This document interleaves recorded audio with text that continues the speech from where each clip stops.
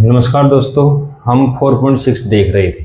4.6 का हमने है जो क्वेश्चन नंबर 6 तक कर लिया था। अब क्वेश्चन नंबर 7 है। देखो इसमें क्या दे रखा है। गांव के खेल का मैदान 40 मीटर भुजा वाले एक वर्ग के आकार का है।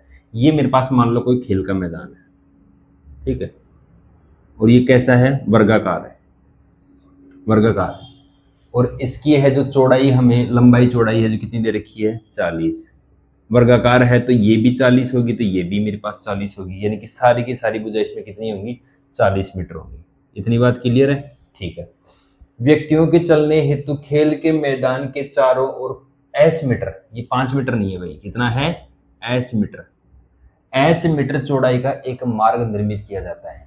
यहाँ पर ये मान लो मैं इसकी चौड़ाई ये एस है मेरे पास, ठीक है। ये यहां से लेकर यहां तक की चौड़ाई कितनी है, एस है। चारों तरफ इसके एस चौड़ाई मेरे पास निर्मित है, ठीक है। देखो तो ये रास्ता कुछ ऐसे होगा, ये रास्ता होगा यहां से चलने का, ठीक है। इसके चारों ओर क्या है, निर्मित एक मार्ग निर्मित किया गया है। एस के पदों में मार्ग के क्षेत्रफल का व्यंजक ज्ञात करना है, हमें इसके क्षेत्रफल का व्यंजक ज्ञात करना है, किसके पदों में, वो भी एस के पदों में। अच्छा, इसकी चौड़ाई देखो, यहां से लेकर अंदर वाली चौड़ाई देखो मैं कितने, अंदर की चौड़ाई यहां से लेकर यहां तक है जो 40 मीटर है। ये वाली चौड़ाई ये है जो मेरे पास एस होगी, एस होगी ना, यहाँ पर ये भी एस होगी, ठीक है। तो ध्यान से देखो, मैं क्या करता हूं कि बाहर वाला जो वर्ग बन रहा है, एक तो बाहर वर्ग बन रहा है और एक बन रहा है अंदर वर्ग। बाहर वाले वर्ग का क्षेत्रफल निकाल लूंगा, फिर उसके बाद में अंदर वाले वर्ग का क्षेत्रफल माइनस कर दूंगा, तो वो मार्ग का क्षेत्रफल आ जाएगा ना। तो यहाँ पे क्या होगा, देखो मार्ग का क्षेत्रफल, मार्ग का क्षेत्रफल क्या होगा भाई, ये हो जाएगा बड़े वर्ग का क्षेत्रफल माइनस बड़े वर्ग का क्षेत्रफल माइनस छोटे वर्ग का क्षेत्रफल। अब देखो मार्ग का क्षेत्रफल क्या आ जाएगा, बड़े वर्ग का क्षेत्रफल। अब वर्ग का क्षेत्रफल क्या होता है, भुजा गुना भुजा, भुजा। अच्छा, बाहर वाले वर्ग का देखो, इसका क्षेत्रफल कितना होगा, यहां से लेकर यहां तक की लंबाई कितनी होगी, ये अंदर की है भाई 40, है ना। यहां से लेकर यहां तक की होगी, देखो यहां तक की तो 40 हो जाएगी, 40 प्लस एस दूरी ये होगी और एस दूरी ये होगी, तो 2s होगी, नहीं होगी, 2s। तो बाहर वाले की भुजा क्या होगी, ऐसे ही है जो इसकी भी 40 प्लस 2s होगी। तो बाहर वाले की भुजा होगी, बाहर वाले यानी कि बड़े वर्ग की भुजा हमारे पास 40 प्लस 2s होगी। तो इसका क्षेत्रफल कैसे निकालेंगे, इसका स्क्वायर कर देंगे, 40 प्लस 2s का होल स्क्वायर। ये देखो मेरे पास बड़े वर्ग का क्षेत्रफल आ गया। इसमें से मैं माइनस कर देता हूँ छोटे वर्ग का क्षेत्रफल। छोटे वर्ग का क्षेत्रफल कितना होगा भाई, 40 गुना 40, यानी कि भुजा गुना छोटे वर्ग की भुजा, तो मेरे पास 40 है ना, ये भी 40 है, तो 40 गुना 40 यानी कि 40 का स्क्वायर, ठीक है। बस इसको सोल्व कर लेंगे। अब देखो इसको सोल्व करेंगे, ए प्लस बी वाले फॉर्मूले से खोल लेंगे, तो ये थोड़ी देर के लिए ए मान लो, इसका हो जाएगा ए स्क्वायर। फॉर्मूला ये लगेगा भाई, ए प्लस बी का होल स्क्वायर होता है हमारे पास A square plus 2ab plus B square, यही होता है ना। तो ए हमारे पास 40 है, बी का मान हमारे पास 2s है, तो ये हो जाएगा ए स्क्वायर मतलब 40 का स्क्वायर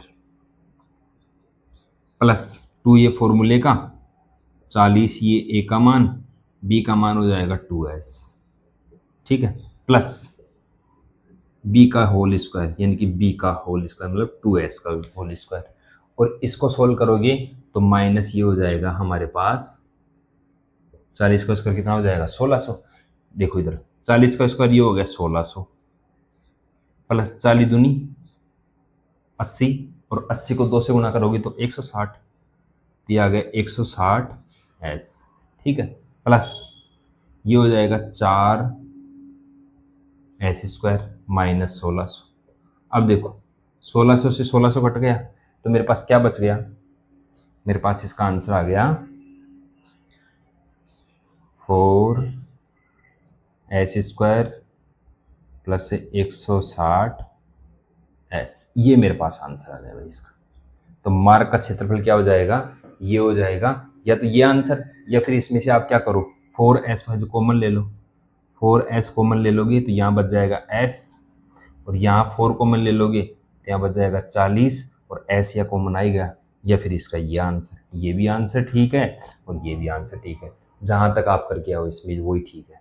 ठीक है, ये हमारा क्वेश्चन नंबर 7 हो गया। ठीक है, आप इसको नोट कर लेंगे। अब क्वेश्चन नंबर 8 देखेंगे, रफ कर दे रहा हूँ मैं इसको। ठीक है, क्वेश्चन नंबर 8 देखो।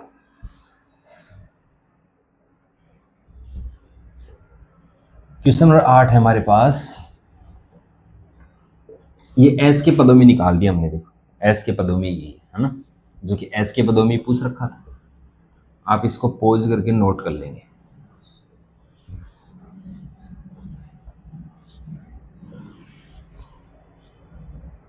नेक्स्ट देखो क्वेश्चन नंबर 8 देखो।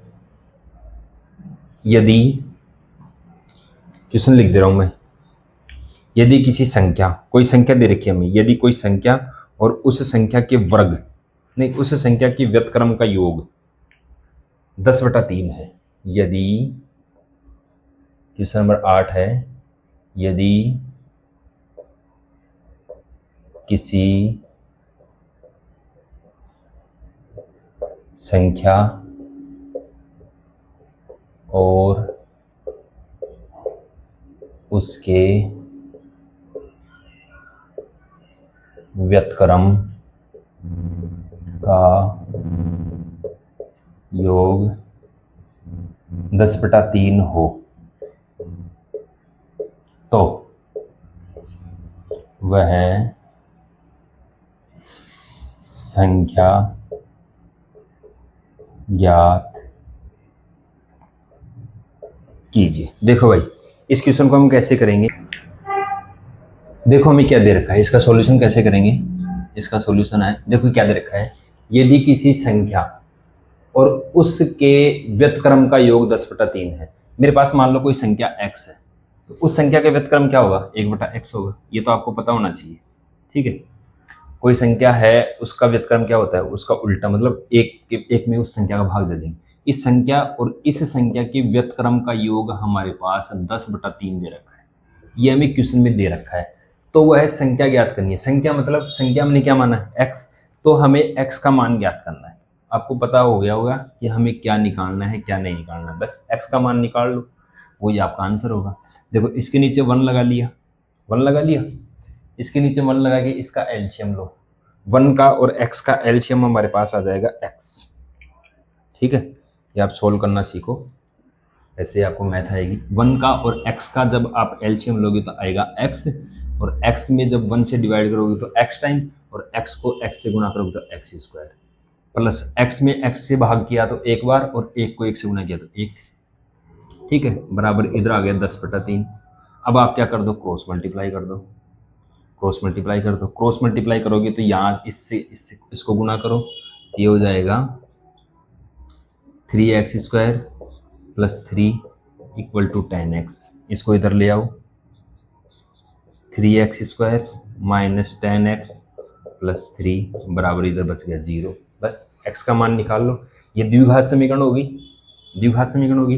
द्विघात समीकरण में a का मान कितना है, यहाँ देखो, यहाँ कर रहा हूँ मैं। a का मान मेरे पास 3 है, b का मान मेरे पास -10 है, और c का मान मेरे पास 3 है। a और c को गुणा करो 9, यानी कि ऐसे 2 टुकड़े लेने हैं जिनको गुणा करने पे तो 9 आए, और जोड़ने घटाने पे कितना आए, -10 आए। तो आप इसके गुणा ले वो 1 और 9। देखो 1 को और 9 को गुणा करोगे तो 9 आ जाएगा, इसको आप माइनस का करो और इसको भी आप माइनस का करो। 9 को और 1 को गुणा किया तो कितना हुआ, 9, और माइनस माइनस गुणा होकर प्लस हो जाएगा, माइनस का 9 और माइनस का 1 माइनस का 10 हो जाएगा। बस ये टुकड़े हुए इसके, तो यहाँ पे हो जाएगा 3x² - 9x - x + 3 = 0। ठीक है ना, ये यहाँ पे ये चलेगा भाई। अब देखो पेयर कर लो, 3x कॉमन ले लिया, यहाँ से बच गया 3, यहाँ से क्या बच गया x, यहाँ से क्या बच गया -3। यहाँ से आप -1 कॉमन ले लो, यहाँ पे बच जाएगा x, और ये माइनस कॉमन ले लिया तो ये माइनस हो जाएगा और 3 बराबर 0। ठीक है, अब फिर से आप क्या कॉमन ले लो, x माइनस 3, यहाँ पे क्या बच गया 3x माइनस 1 बराबर 0। या तो x माइनस 3 बराबर 0 होगा या 3x माइनस 1 0 होगा, या फिर दोनों 0 होंगे। तो यहाँ से मैं लिख दूंगा x माइनस 3 बराबर 0 और एक आ जाएगा 3x माइनस 1 बराबर 0। तो यहाँ से x का मान कितना आ गया 3 आ गया, और यहाँ से 3x ये एक है जो इधर जाएगा तो प्लस का हो जाएगा, और x का मान यहाँ पे आ गया 1/3। अब x के दो मान आ गए मेरे पास। अब इसमें से चेक करना है कि कौन सा x का मान सही होगा। अब देखो यहाँ पे देखो, इसको रख के देखता हूँ मैं। देखो दोनों भी सही हो सकते हैं, एक भी सही हो सकता है, ठीक है ना, वो देखेंगे हम। यहाँ पे 3 रख रहा हूँ मैं, 3 x का मान 3 आया ना, तो इसको चेक करता हूँ 3 प्लस 1/3, इन दोनों को जोड़ता हूँ। अगर मेरे पास 10/3 आ गया तो इसका आंसर ठीक है। एलसीएम आ गया 3 में 1 का भाग दिया 3 बार, 3 को 3 से गुणा किया 9 प्लस 1 में भाग दिया 1, ठीक है। तो ये यहाँ पे आ गया कितना 10/3। इसका मतलब ये वाला आंसर ठीक है। अब हमें चेक करना है कि ये वाला आंसर भी ठीक है क्या।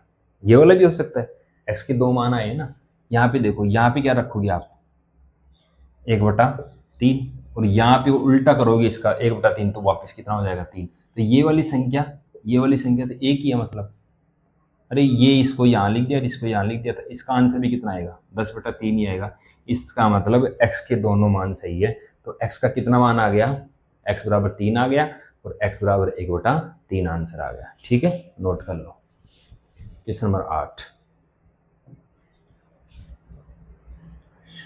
नेक्स्ट देखो क्वेश्चन नंबर 9। क्वेश्चन नंबर 9 देखो, पोज करके आप नोट कर लेंगे भाई, है ना।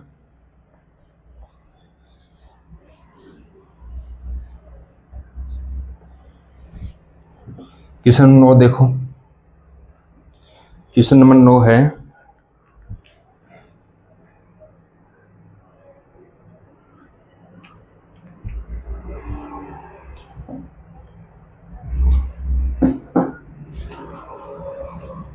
क्वेश्चन नंबर 9, एक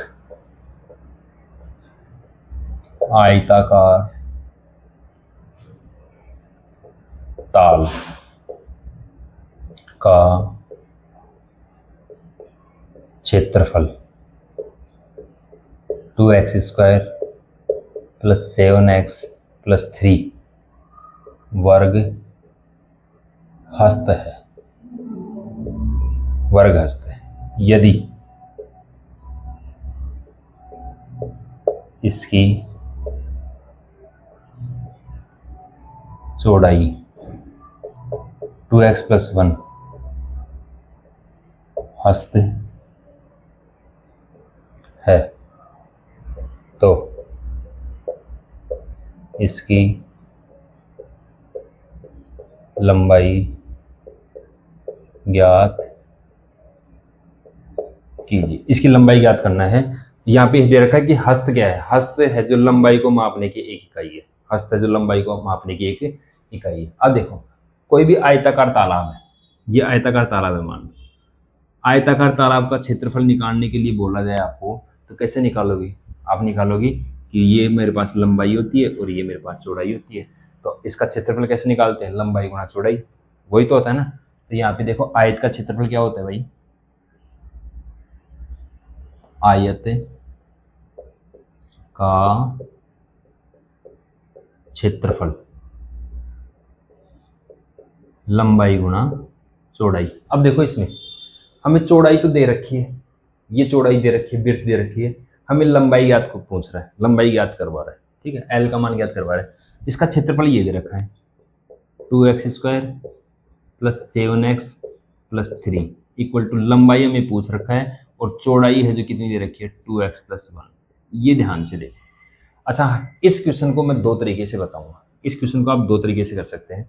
एक तो ये कर सकते हैं, लंबाई का मान आप कैसे ज्ञात कर सकते हैं, इस वाले में पूरे वाले इक्वेशन में आप इस वाले का भाग दे दो, भाग दे दोगे तो हमारे पास यहाँ पे लंबाई आ जाएगी, ठीक है।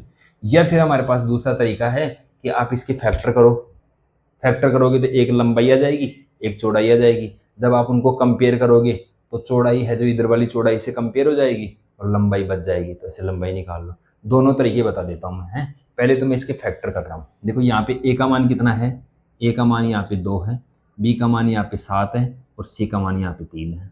तो 3 को 2 से गुणा करो, कितना हो गया 6। यानी कि गुणा करने पे तो हमारे पास 6 आना चाहिए, तो 1 गुणा 6 हो गया।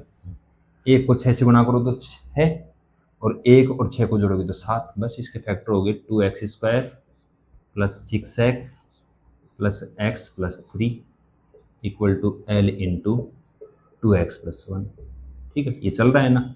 यहाँ पे इसको पेयरिंग कर लो, यहाँ से 2x कॉमन आ गया तो यहाँ पे बच गया x, यहाँ से 2 कॉमन आ गया तो यहाँ बच गया 3 और x ये कॉमन आ ही गया, प्लस यहाँ से 1 कॉमन ले लो, यहाँ पे क्या बच गया x प्लस 3। ये चल ही रहा है, लंबाई गुणा 2x प्लस 1। यहाँ से देखो फिर से कॉमन क्या आ गया, x प्लस 3 कॉमन आ गया, क्या बच गया 2x प्लस 1। ये हो गया लंबाई गुणा 2x प्लस 1। अब देखो आप जब कंपेयर करोगे तो ये तो हमारी चौड़ाई है, तो इसमें से इस हिसाब से जब कंपेयर करोगे तो लंबाई क्या हो जाएगी, लंबाई आ जाएगी हमारी x प्लस 3। यही निकालना था हमें। अब देखो दूसरा तरीका देखो, दूसरा तरीका देखो भाई, इधर देखो। ठीक, दूसरा तरीका देखो, मैं यहाँ कर दे रहा हूँ। अच्छा, आपको पता है कोई भी क्षेत्रफल है, यहाँ पे देखो ये क्षेत्रफल दे रखा है, आयत का क्षेत्रफल दे रखा है, इसमें ये चौड़ाई है। अगर मैं चौड़ाई का भाग दे दूँ, इस वाले क्षेत्रफल में चौड़ाई का भाग दे दूँ तो मेरे पास लंबाई आएगी नहीं आएगी, आ जाएगी।